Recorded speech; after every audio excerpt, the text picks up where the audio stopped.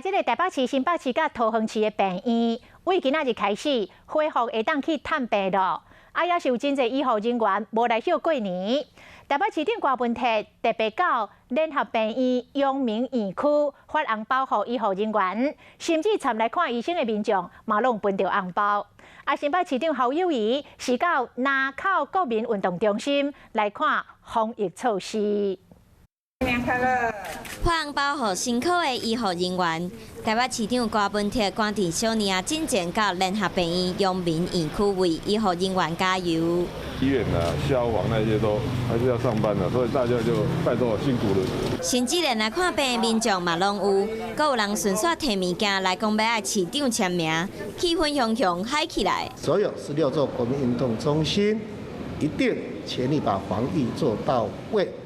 每一间都会在2个小时就消毒一次，让防疫做好。新北市长侯友宜嘛到南口国民运动中心视察防疫措施，包括器材的使用，休困区嘛要保持距离，希望民众伫年假期间嘛会使安心运动。